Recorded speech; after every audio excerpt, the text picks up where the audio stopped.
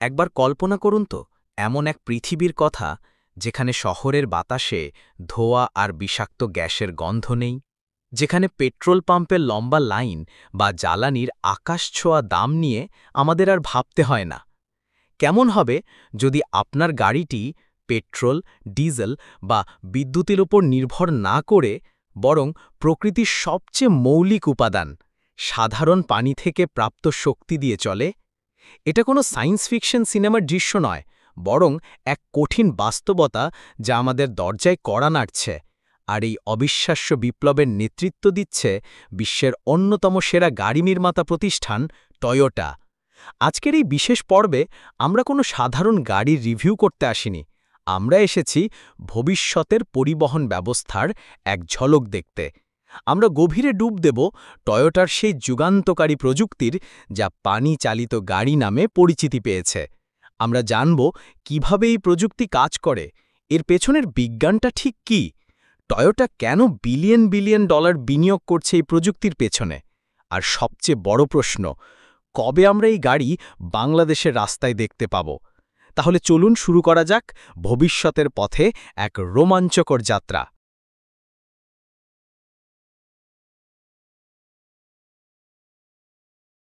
এই অবিশ্বাস্য প্রযুক্তির গভীরে যাওয়ার আগে আমাদের বুঝতে হবে কেন এর প্রয়োজন হল।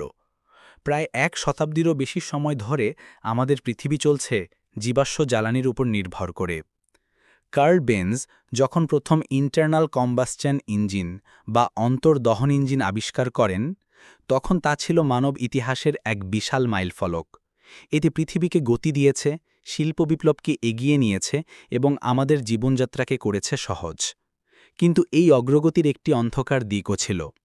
এই ইঞ্জিনগুলো থেকে নির্গত কালো ধোঁয়া, carbon die oxide, nitrogen oxide এবং অন্যান্য ক্ষতিকর গ্যাস ধীরে ধীরে আমাদের পরিবেশকে বিষাক্ত করে তুলেছে। আজ আমরা গ্লোবাল ওয়ার্মিং, জলবায়ু পরিবর্তন, বায়ু দূষণ এবং শ্বাসতন্ত্রের মারাত্মক রোগের মতো ভয়ঙ্কর সব সমস্যার মুখোমুখি। পৃথিবীর ফুসফুস আজ সংকটে।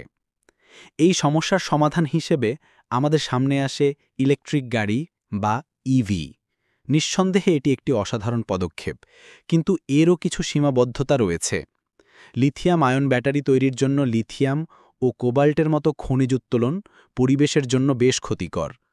ব্যাটারি তৈরির প্রক্রিয়াটিও অত্যন্ত শক্তি নির্ভর। সবচেয়ে বড় কথা, একটি ইলেকট্রিক গাড়ি চার্জ হতে ঘন্টার পর ঘন্টা সময় লাগে, যা আমাদের দ্রুতগতির জীবনের সাথে সবসময় তাল মেলাতে পারে না। ঠিক এখানেই টয়োটা এক ভিন্ন পথে হেঁটেছে। তারা এমন একটি সমাধানের কথা ভেবেছে যা শুধু জিরো ইমিশন বা শূন্য নির্গমন নয়, বরং তা আমাদের জ্বালানির ধারণাকেই পুরোপুরি বদলে দেবে। তারা স্বপ্ন দেখেছে এমন একটি গাড়ির যার জ্বালানি অফুরন্ত এবং যার বর্জ্য পদার্থ হল বিশুদ্ধ জীবন, পানি। এই স্বপ্নই হল hydrogen fuel cell technology. Hydrogen fuel cell প্রযুক্তি কিন্তু হুট করে চলে আসা কোনো ধারণা নয়।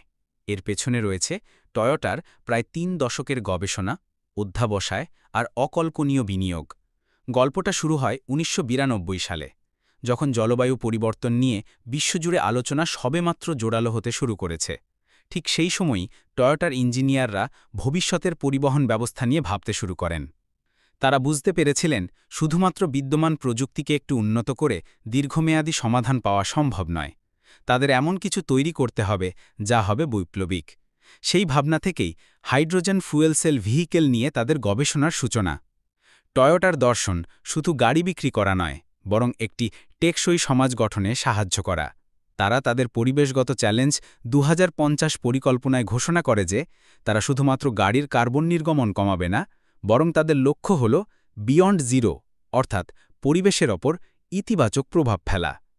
এই দীর্ঘ যাত্রাপথে তারা বহু বাধার সম্মুখীন হয়েছে। হাইড্রোজেন সংরক্ষণ করা একটি বড় চ্যালেঞ্জ ছিল। ফুয়েল সেলের দাম ছিল আকাশ ছোঁয়া। পরিকাঠামো বলতে কিছুই ছিল না। অনেকেই ভেবেছিল টয়োটা হয়তো ভুল পথে এগোচ্ছে, কিন্তু তারা তাদের লক্ষ্য থেকে এক চুলও সরে আসেনি। তাদের এই দীর্ঘ সাধনার প্রথম সফল ফসল আমরা দেখতে পাই ২০১৪ সালে, যখন তারা বিশ্বের প্রথম বাণিজ্যিকভাবে উৎপাদিত হাইড্রোজেন ফুয়েল সেল গাড়ি টয়োটা মিরাই বাজারে আনে। মিরাই একটি জাপানি শব্দ, যার অর্থ হল ভবিষ্যৎ, আর এই গাড়িটি আক্ষরিক অর্থেই ছিল ভবিষ্যতের একটি বার্তা। এখন আসা যাক সবচেয়ে আকর্ষণীয় অংশে। কিভাবে একটি গাড়ি পানি থেকে প্রাপ্ত শক্তি দিয়ে চলে? পানি চালিত গাড়ি কথাটা শুনলে আমাদের মনে যে দৃশ্যটি ভেসে ওঠে তা হল আমরা গাড়ির ট্যাঙ্কে সরাসরি পানি ঢালছি আর গাড়ি চলতে শুরু করছে। ব্যাপারটা ঠিক এতটা সহজ নয়, তবে মূল ধারণাটি কিন্তু জলের সাথেই সম্পর্কিত। আসলে গাড়িটি সরাসরি পানি দিয়ে চলে না, এটি চলে হাইড্রোজেন দিয়ে, আর সে হাইড্রোজেন আমরা পানি থেকেই তৈরি করতে পারি। টয়োটার এই প্রযুক্তির আসল নাম হল হাইড্রোজেন ফিউল সেল স্ট্যাক বা হাইড্রোজেন ফিউল সেল স্ট্যাক। চলুন এই জটিল প্রক্রিয়াটিকে কয়েকটি সহজ ধাপে ভেঙে বুঝি। ভাবুন, গাড়ির ইঞ্জিন রুমে একটি ছোটখাটো পাওয়ার প্ল্যান্ট বসানো আছে। এই পাওয়ার প্ল্যান্টের মূল উপাদানগুলো হল: ১. উচ্চচাপের হাইড্রোজেন ট্যাঙ্ক। গাড়িতে অত্যন্ত সুরক্ষিত কার্বন ফাইবার দিয়ে তৈরি ট্যাঙ্কে উচ্চচাপে হাইড্রোজেন গ্যাস সংরক্ষণ করা থাকে। এই ট্যাঙ্কগুলো এতটাই মজবুত যে বুলেট দিয়েও এদের সহজে ভেদ করা যায় না। ২. Fuel cell stack. এটি হলো গাড়ির হৃৎপিণ্ড। এখানে শত শত পাতলা ফিউল সেল একসাথে সাজানো থাকে। প্রতিটি সেলের মধ্যে থাকে একটি অ্যানোড বা নেগেটিভ প্রান্ত, একটি ক্যাথোড বা পজিটিভ প্রান্ত, এবং এদের মাঝখানে একটি বিশেষ ধরনের প্লাস্টিকের পর্দা, যাকে বলা হয় প্রোটন এক্সচেঞ্জ মেমব্রেন বা পিইএম। এখন দেখুন ম্যাজিকটা কিভাবে ঘটে। ধাপ ১. ট্যাঙ্কে থাকা হাইড্রোজেন গ্যাস ফিউল সেলের অ্যানোড প্রান্তে চালনা করা হয়। ধাপ ২. অ্যানোড প্রান্তে থাকা একটি প্ল্যাটিনাম ক্যাটালিস্ট বা প্রভাবক এই হাইড্রোজেন অণু H2 ভেঙে একে দুটি প্রোটন H+ এবং দুটি ইলেকট্রন E- এ পরিণত করে। ধাপ ৩. মাঝখানে থাকা সেই বিশেষ পর্দাটি পিইএম শুধুমাত্র প্রোটনকেই তার ভেতর দিয়ে ক্যাথোডের দিকে যেতে দেয়। ইলেকট্রনগুলো আটকে যায়। ধাপ ৪. আটকে যাওয়া ইলেকট্রনগুলো বাধ্য হয়ে একটি বাইরের সার্কিট বা পথ দিয়ে ক্যাথোডের দিকে যাত্রা করে। ইলেকট্রনের এই প্রবাহ বা স্রোতই হল বিদ্যুৎ। এই বিদ্যুৎ সরাসরি গাড়ির ইলেকট্রিক মোটরকে শক্তি যোগায় এবং গাড়ির চাকা ঘুরতে শুরু করে। ধাপ ৫. এদিকে ক্যাথোড প্রান্তে বাতাস থেকে অক্সিজেন গ্রহণ করা হয়। সেই অক্সিজেনের সাথে অ্যানোড থেকে আসা প্রোটন এবং বাইরের সার্কিট ঘুরে আসা ইলেকট্রন মিলিত হয়। ধাপ ৬. এই মহামিলনের ফল কি? দুটি হাইড্রোজেন পরমাণু আর একটি অক্সিজেন পরমাণু মিলে তৈরি হয় H2O, অর্থাৎ বিশুদ্ধ পানি। এই পানি এক্সেস পাইপ দিয়ে বেরিয়ে আসে। অর্থাৎ এই পুরো প্রক্রিয়ায় ক্ষতিকর কোনো গ্যাস তৈরি হওয়ার সুযোগই নেই, কোনো ধোঁয়া নেই, কোনো কার্বন নেই, আছে শুধু বিশুদ্ধ পানি যা পরিবেশের কোনো ক্ষতিই করে না। এটি হলো হাইড্রোজেন ফিউল সেল প্রযুক্তির মূল সৌন্দর্য। কিন্তু হাইড্রোজেন আসবে কোথা থেকে? এটিও একটি গুরুত্বপূর্ণ প্রশ্ন। হাইড্রোজেন উৎপাদনের বিভিন্ন পদ্ধতি আছে যেগুলোকে রঙের মাধ্যমে চেনা যায়। Grey hydrogen. বর্তমানে বিশ্বের বেশিরভাগ হাইড্রোজেন তৈরি হয় প্রাকৃতিক গ্যাস বা মিথেন থেকে। এই পদ্ধতিতে হাইড্রোজেন উৎপাদনের সময় প্রচুর কার্বন ডাইঅক্সাইড নির্গত হয়, যা পরিবেশের জন্য ভালো নয়। Blue hydrogen. এটিও প্রাকৃতিক গ্যাস থেকে তৈরি হয়, কিন্তু এই ক্ষেত্রে নির্গত কার্বন ডাইঅক্সাইডকে বায়ুমণ্ডলে ছেড়ে না দিয়ে ক্যাপচার আটকে ফেলা হয়। এটি তুলনামূলকভাবে ভালো। Green hydrogen. এটি হলো চূড়ান্ত লক্ষ্য। এই পদ্ধতিতে নবায়নযোগ্য শক্তি যেমন সৌরশক্তি বা বায়ুশক্তি ব্যবহার করে ইলেকট্রোলাইসিস বা বিদ্যুৎ বিশ্লেষণ প্রক্রিয়ার মাধ্যমে পানিকে ভেঙে হাইড্রোজেন ও অক্সিজেন তৈরি করা হয়। এই প্রক্রিয়াটি 100% পরিবেশ বান্ধব। টয়োটার স্বপ্ন হলো একটি গ্রিন হাইড্রোজেন সোসাইটি তৈরি করা, যেখানে সমস্ত হাইড্রোজেন আসবে নবায়নযোগ্য উৎস থেকে। তত্ত্বকথা তো অনেক হলো, এবার বাস্তবে ফেরা যাক। টয়োটার এই প্রযুক্তির সবচেয়ে বড় বিজ্ঞাপন হল তাদের ফ্ল্যাগশিপ মডেল টয়োটা মিরাই। 2014 সালে প্রথম প্রজন্মের মিরাই যখন বাজারে আসে তখন এর ডিজাইন ছিল বেশ অদ্ভুত এবং মুক্তকবিমুখী। এটি ছিল একটি চলন্ত পরীক্ষাগার যা বিশ্বকে দেখিয়ে দিয়েছে যে হাইড্রোজেন গাড়ি আর কোনো কল্পনা নয়। কিন্তু 2021 সালে টয়োটা যখন দ্বিতীয় প্রজন্মের মিরাই নিয়ে আসে তখন খেলা পুরোপুরি ঘুরে যায়। নতুন মিরাই দেখতে আর কোনো সায়েন্স প্রজেক্টের মতো নয়, এটি একটি প্রিমিয়াম লাক্সারি সেডান যার ডিজাইন যে কোনো জার্মান বিলাসবহুল গাড়িকেও টেক্কা দিতে পারে। আসুন নতুন মিরাইয়ের কিছু অবিশ্বাস্য ক্ষমতার কথা জানি। দুর্দান্ত রেঞ্জ। একবার হাইড্রোজেন ট্যাঙ্ক ফুল করলে নতুন মিরাই প্রায় 650 থেকে 850 কিলোমিটার পর্যন্ত চলতে পারে। অর্থাৎ ঢাকা থেকে একবার রিফিউল করে আপনি আরামে টেকনাফ বা তেঁতুলিয়া চলে যেতে পারবেন।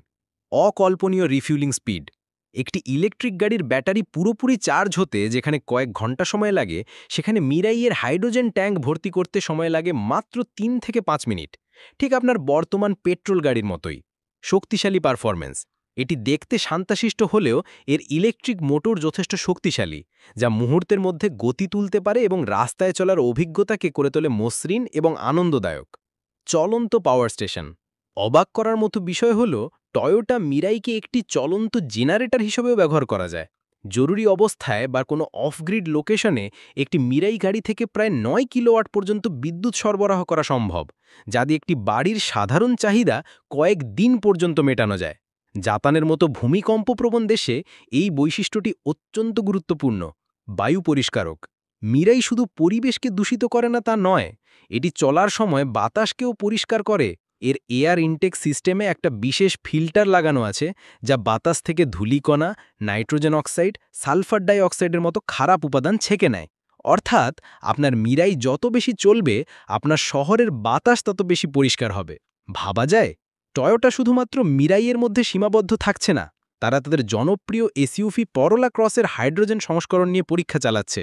এমনকি তারা একটি হাইড্রোজেন চালিত ইন্টারনাল কম্বাসন ইঞ্জিনও তৈরি করেছে, যা তারা মোটর স্পোর্টস বা রেসিং ট্র্যাকে পরীক্ষা করছে।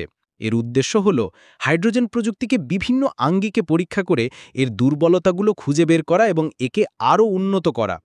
পঞ্চম অধ্যায়, বড় ছবি, একটি হাইড্রোজেন সমাজের।